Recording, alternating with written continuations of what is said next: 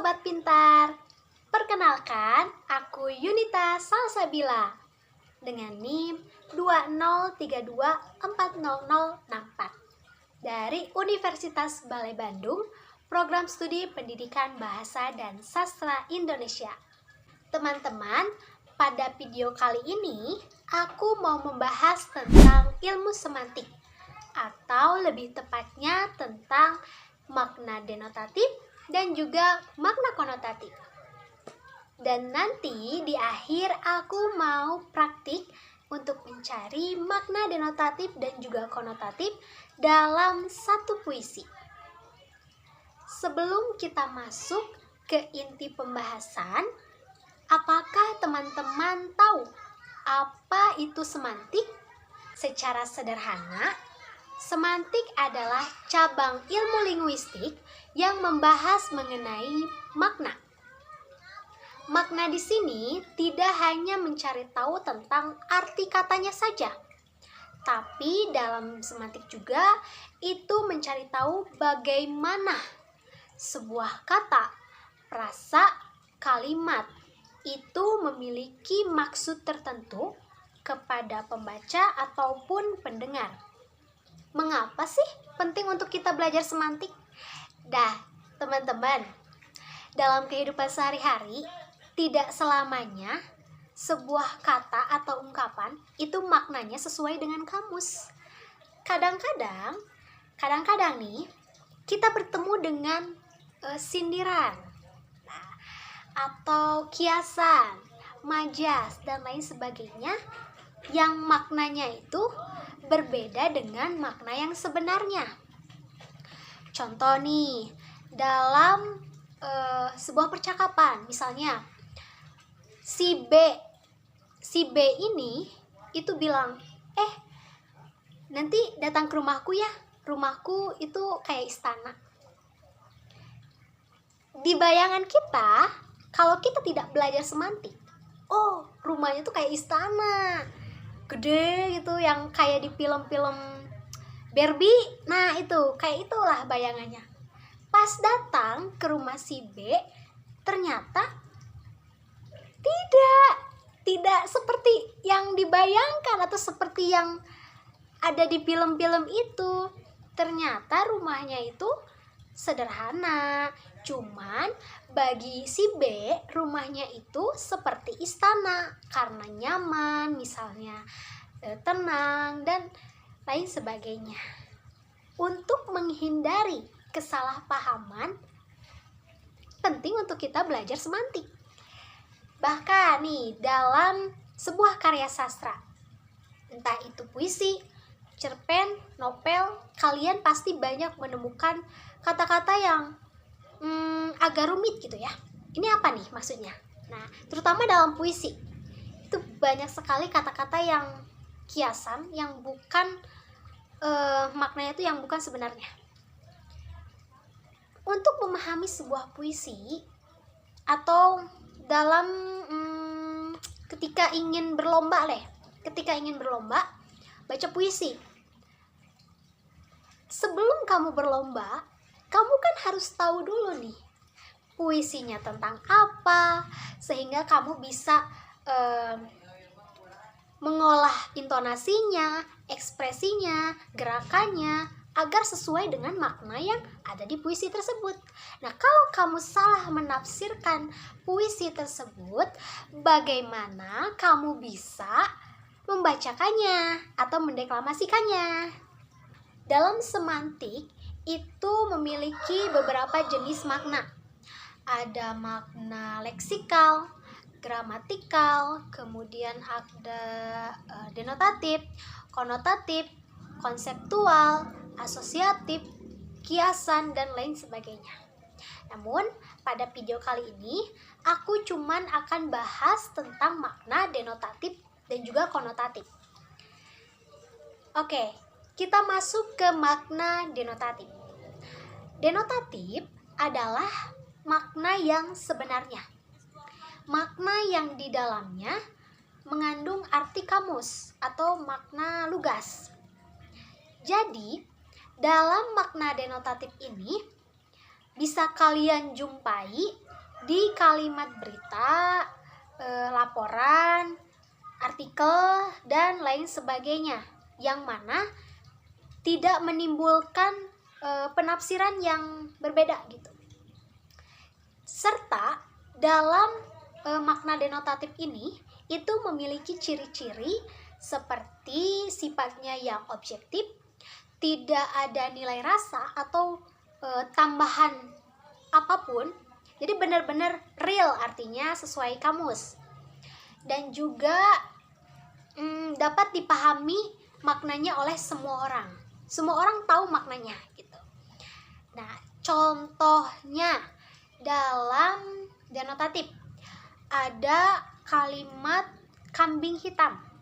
Nah, kambing hitam, kalau dilihat dari kacamata denotatif, itu artinya seekor kambing, bulunya hitam. Kemudian ada juga kalimat meja hijau.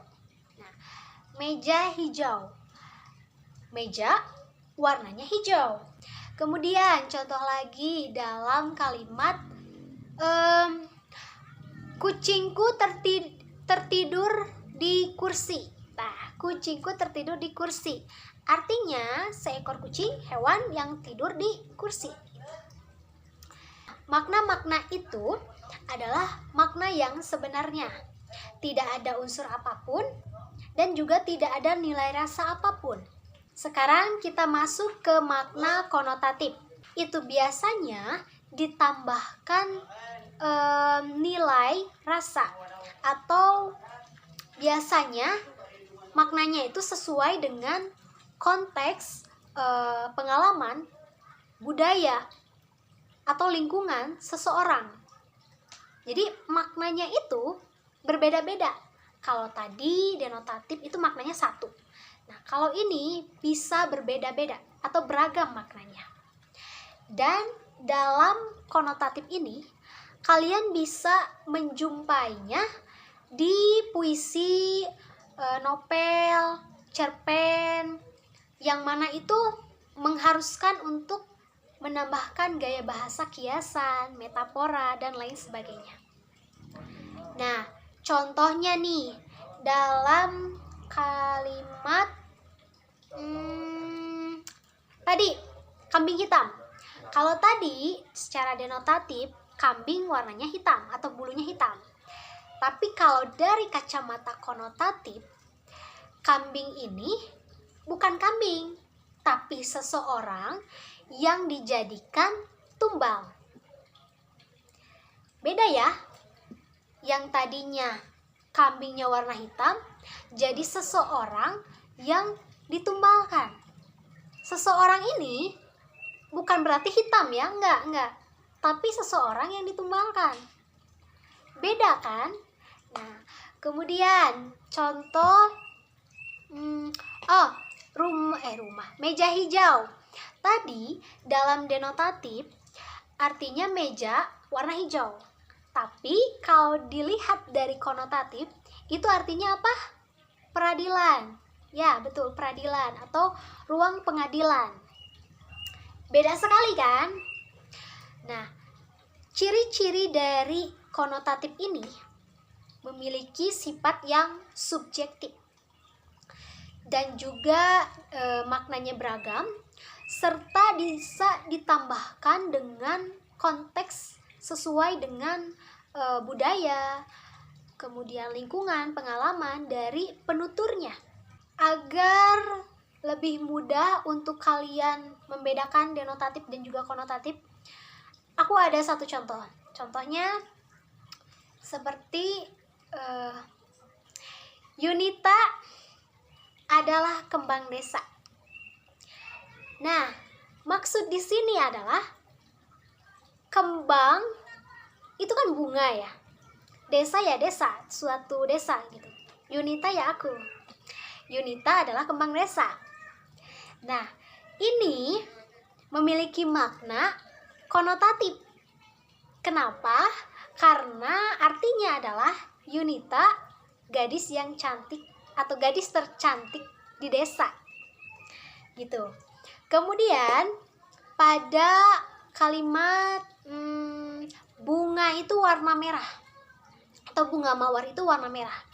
Nah, maknanya itu bunga tanaman mawar jenisnya warna merah. Nah, udah, itu masuk ke dalam makna denotatif. Tidak ada bentuk yang lain kan? Kemudian juga pada kalimat Yunita bintang kelas. Yunita bintang kelas. Bintang itu memiliki makna denotatif benda di langit. Kelas, ruangan kelas. Yunita ya saya. Yunita bintang kelas tidak bisa diartikan dalam denotatif. Tidak bisa.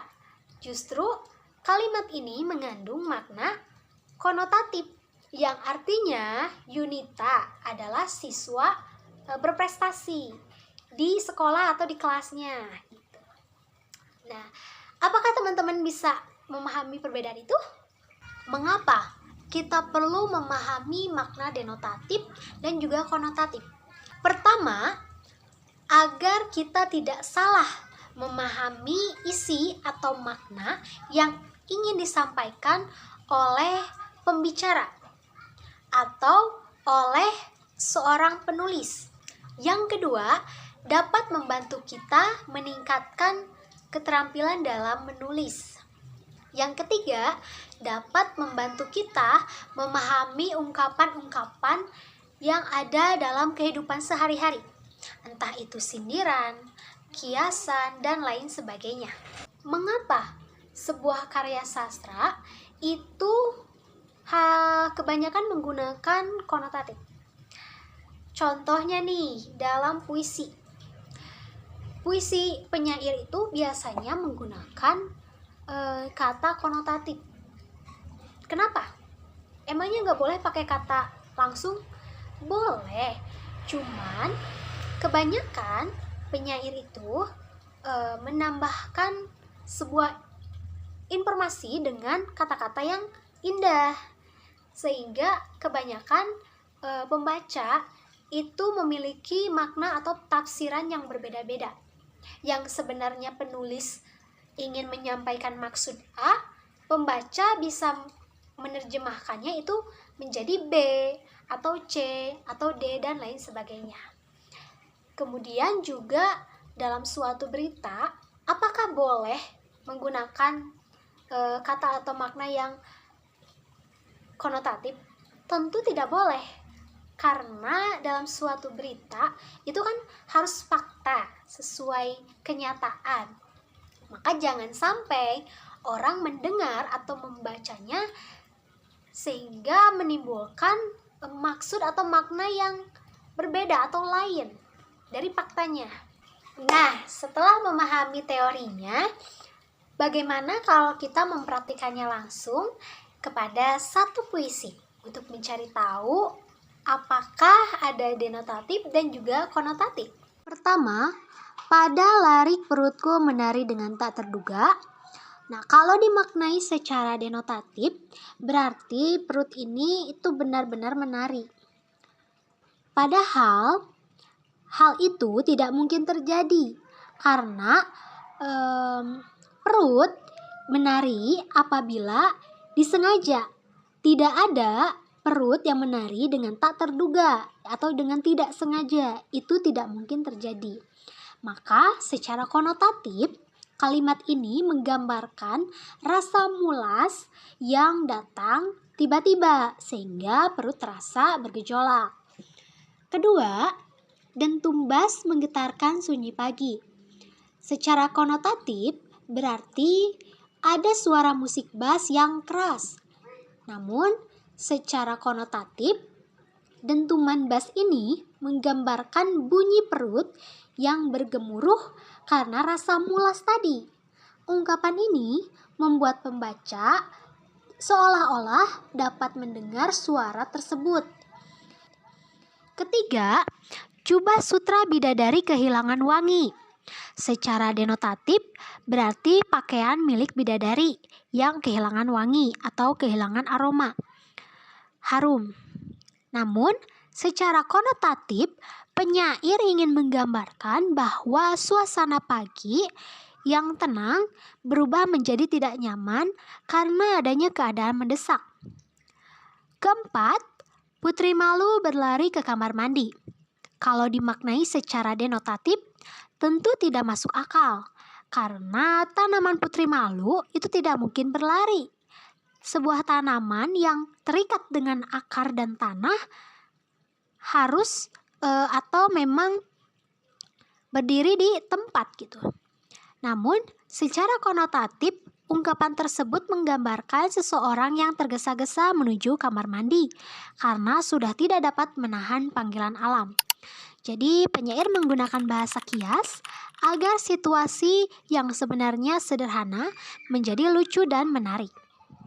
Sedangkan ungkapan seperti perutku menari dan tumbas, jubah sutra bidadari dan putri malu merupakan makna konotatif. Jadi, dalam satu puisi kita bisa menemukan kedua jenis makna tersebut secara bersamaan. Demikianlah pembahasan mengenai makna denotatif dan konotatif. Semoga video kali ini dapat memberikan wawasan baru dan juga pengalaman baru. Sekian dari saya, terima kasih, sampai jumpa lagi.